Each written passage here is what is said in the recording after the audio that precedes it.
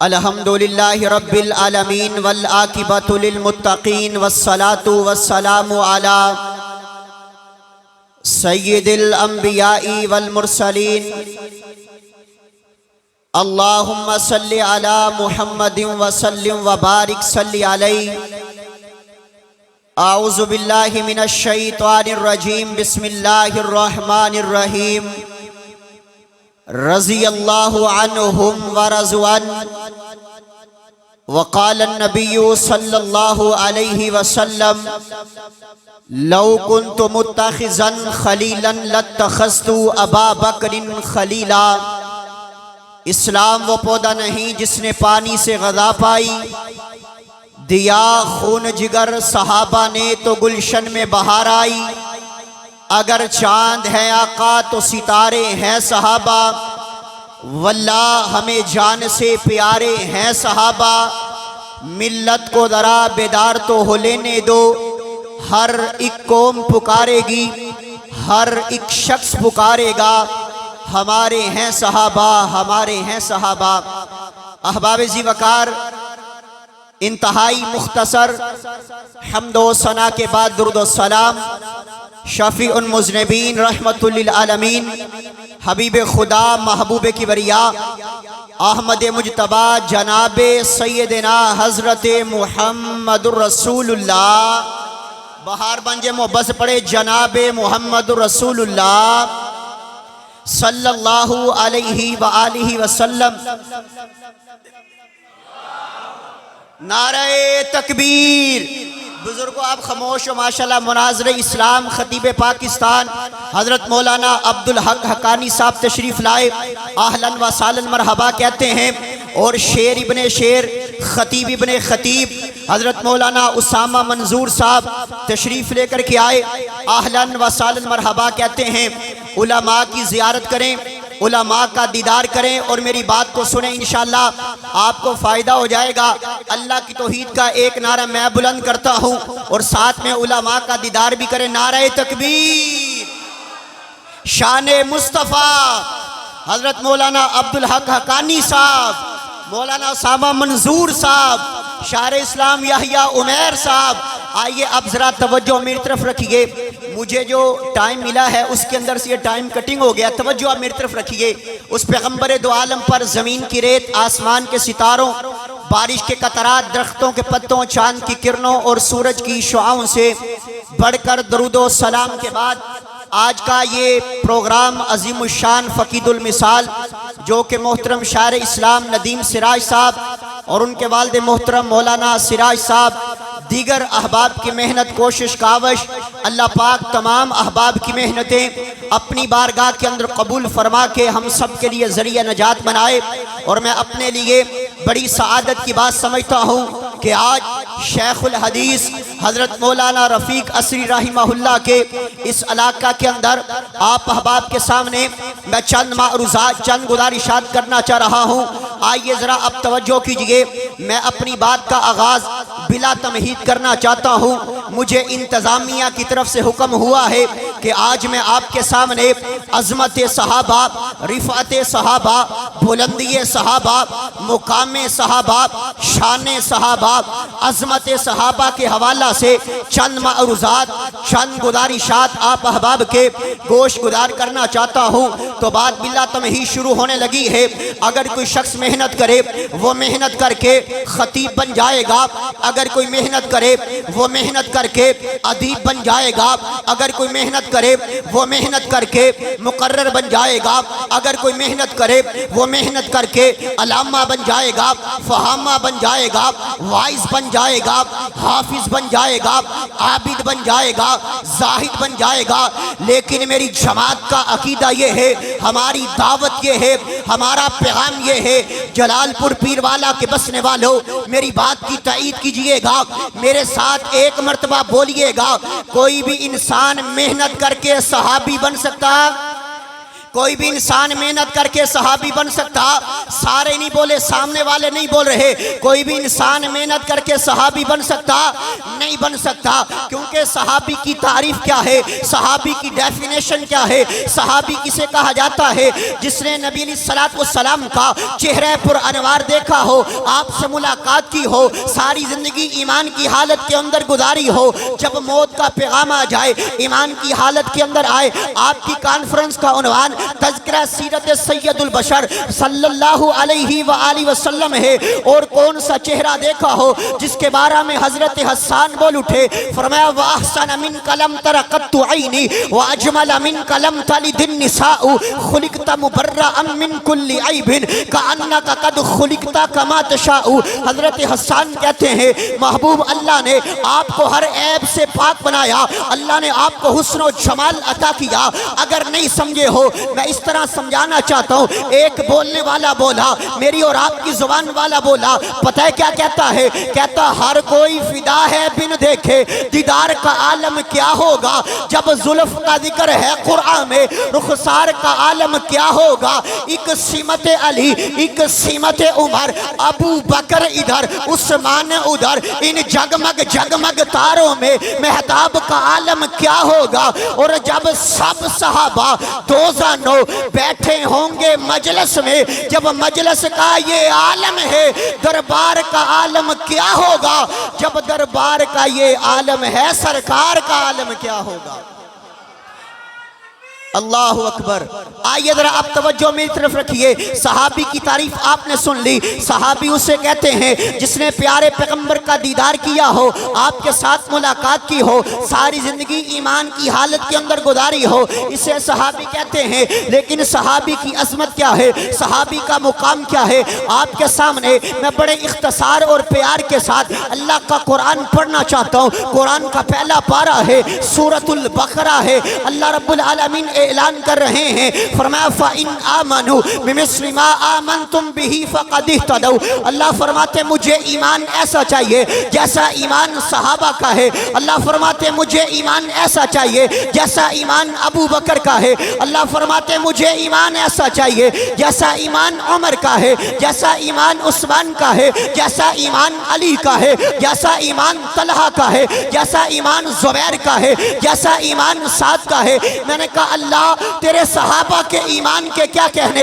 اللہ اگر تیرے صحابہ میں سے جناب بلال کے ایمان کو پڑھتا ہوں تو جناب بلال کے ایمان کے کیا کہنے؟ جناب بلال کو امیہ تپتے ہوئے کوئلوں پہ لٹاتا تھا، اور بلال تپتے ہوئے کوئلوں پر لیٹ کے احد احد کی صدا کی آواز کو بلند کرتا تھا۔ آج خطیب بن کر کے اللہ کی توحید کا نعرہ لگانا بڑا آسان ہے، اپنے ذہن کے اندر وہ منظر تو لے کر کے آؤ نا، جب بلال کو تپتے ہوئے کوئلوں پر امیہ لٹاتا تھا، بلال وہاں پر کہتا تھا اللہ کے علاوہ مشکل کشا کوئی نہیں، اللہ کے علاوہ حاجت روا کوئی نہیں، اللہ کے علاوہ بگڑی بنانے والا کوئی نہیں، اللہ کے علاوہ بیٹے دینے والا کوئی نہیں، اللہ کے علاوہ بیٹیاں دینے والا کوئی نہیں۔ پھر تیرے اور میرے پیارے آقا نے بلال کو مقام دیا ہے، بلال کو عزت عطا کی ہے۔ آقا فرماتے ہیں بلال کعبے کی چھت پر چڑھ جا، آذان دینا شروع ہو جا۔ آقا جی میں بلال، آقا جی حبشے کے رہنے والا، آقا جی میں بلال اور کعبے کی چھت پر چڑھ جاؤں؟ آقا فرماتے ہیں ہاں بلال کعبے کی چھت پر چڑھ جا، آذان دینا شروع ہو جا۔ آقا جی اگر میں نیچے کھڑا ہو کر کے آذان دوں گا لوگ میری بات کو سنیں گے، لوگ میری بات پر توجہ کریں گے۔ آقا فرماتے ہیں اے بلال آذان سنانا مقصد نہیں ہے بلکہ دنیا والوں کو بتانا مقصد ہے۔ لوگ اپنے غلاموں کو نیچا کرتے ہیں، محمد اپنے غلاموں کو اونچا کرنے کے لیے آیا ہے۔ آئیے ذرا آپ توجہ فرمائیے، غور فرمائیے، اللہ کا قرآن ایک اور مقام پر اعلان کر رہا ہے۔ قرآن کا 28واں پارہ سورۃ المجادلہ ہے، اللہ اعلان کر رہے ہیں، فرمایا رضی اللہ عنہم ورضوا عنہ۔ اللہ فرماتے ہیں میں صحابہ سے راضی، صحابہ میرے سے راضی۔ یہ تو اللہ کا قرآن ہے۔ آؤ نبی کائنات جناب محمد رسول اللہ صلی اللہ علیہ وآلہ وسلم کا فرمان آپ کو سنانے لگا ہوں۔ اگر میں صدیق کی صداقت بیان کروں اگر میں عمر کی عدالت بیان کروں، اگر میں عثمان کی سخاوت بیان کروں، اگر میں علی کی شجاعت بیان کروں، اگر میں امیر معاویہ کی سیاست بیان کروں، اگر میں جناب حسنین کریمین کی عظمت کو بیان کروں، بہت سارا وقت درکار ہے، لیکن میں اپنی گفتگو کو اختصار کے ساتھ اختتام کی طرف لے کر کے جانا چاہتا ہوں۔ اللہ ذوالجلال نے پھر کبھی موقع دیا، آپ احباب سے انشاءاللہ تفصیلی باتیں کریں گے، لیکن میرا دل چاہتا ہے کہ میں آپ کے سامنے جناب سیدنا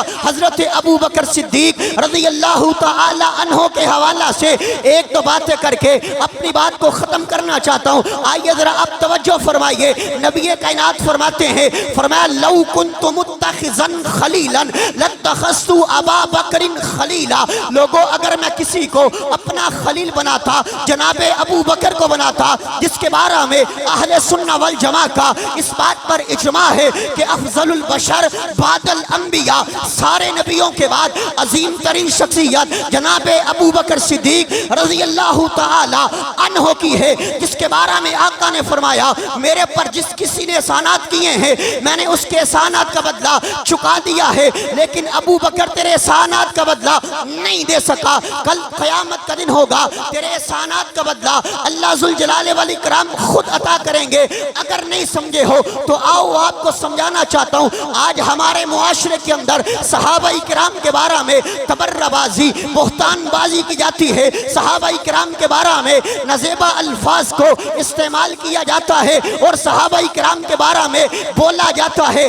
وجہ کیا ہے، سبب کیا ہے، ریزن کیا ہے، کیوں اصحاب پیغمبر کی عظمت کے اندر گستاخیاں کی جاتی ہیں؟ لوگوں کو کہا جاتا ہے کہ نبی پاک کے صحابہ نبی پاک کے اہل بیت سے محبت نہیں کرتے تھے، نبی پاک کے اہل بیت نبی پاک کے صحابہ سے پیار نہیں کرتے تھے۔ میں نے کہا آج رات تجھے اللہ کا قرآن پڑھ کے سنانا چاہتا ہوں۔ اللہ اپنے قرآن کے اندر اس امر کا اعلان کر رہے ہیں، فرمایا محمد الرسول اللہ والذین معہ اشداء علی الکفار رحماء بینہم۔ صحابہ آپس میں محبت کرنے والے، صحابہ آپس میں پیار کرنے والے، صحابہ آپس میں عقیدت کرنے والے، صحابہ آپس میں مودت کرنے والے۔ اگر نہیں سمجھے ہو جناب ابو بکر صدیق، سب کہیں رضی اللہ تعالی عنہ۔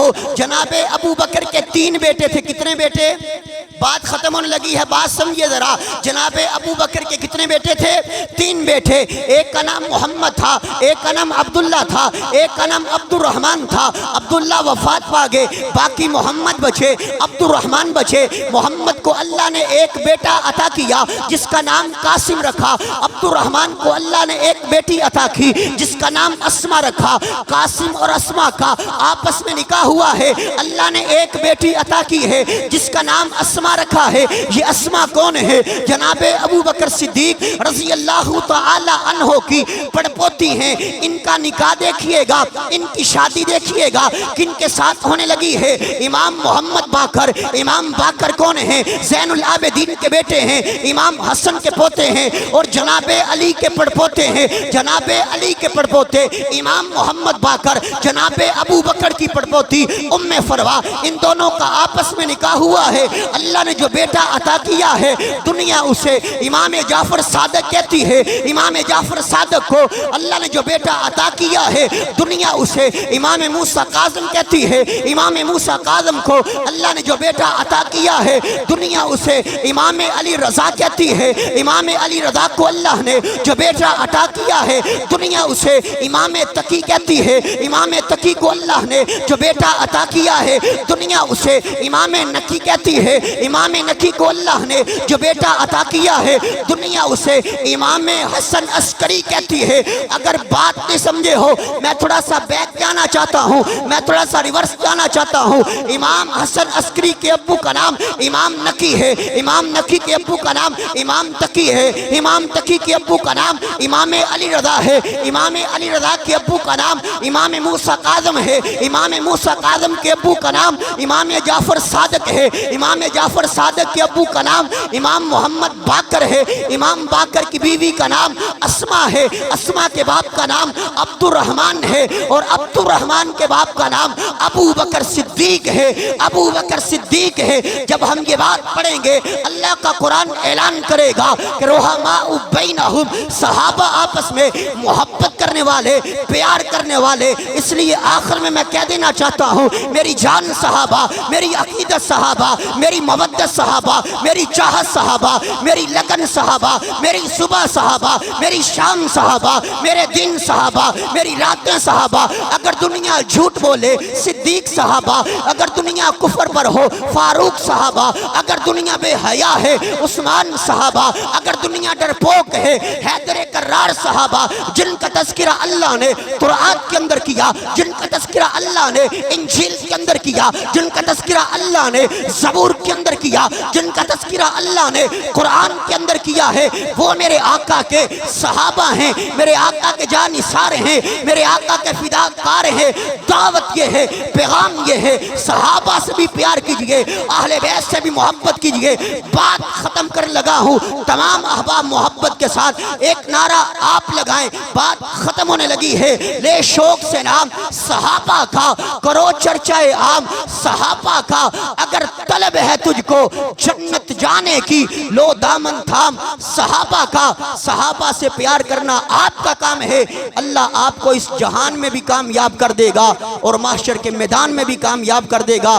ایک نعرہ عظمت صحابہ کا میں نے لگوانا ہے، یہاں سے لے کر کے آخر تک جتنے دوست احباب تشریف فرما ہیں ہاتھوں کو بلند کر کے عظمت صحابہ کا نعرہ بلند کرنا ہے۔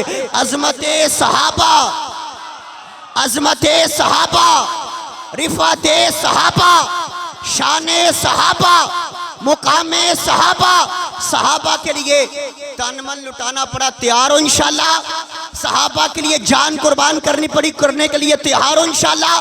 اپنے مرشد مخدوم شہید عالم اسلام علامہ ظہیر کا روحانی بیٹا ہونے کی حیثیت سے اس بات کا اعلان کر دینا چاہتا ہوں، مر جائیں گے لیکن اس دنیا کائنات میں جب تک زندہ رہیں گے ہم سوکھے پتے نہیں جو جھڑ جائیں تیز ہواؤں سے، ہم وہ طوفان ہیں جو سمندروں کا رخ موڑ دیتے ہیں۔ جب تک ہم زندہ ہیں، اگر پاکستان کے اندر، اس دنیا کائنات کے اندر، صحابہ کی عظمت کے اندر کوئی گستاخی کرے گا مر جائیں گے، اس دنیا سے ختم ہو جائیں گے۔ لیکن جب تک زندہ رہیں گے صحابہ کا دفاع کرتے رہیں گے۔ کہو انشاءاللہ، کریں گے انشاءاللہ۔ اللہ عمل کی توفیق عطا فرمائے۔ بڑے ہی شوق سے سن رہا تھا زمانہ داستہ ہماری، ارے ہم بھی رک گئے داستہ کہتے کہتے۔ وآخر دعوانا ان الحمدللہ رب العالمین۔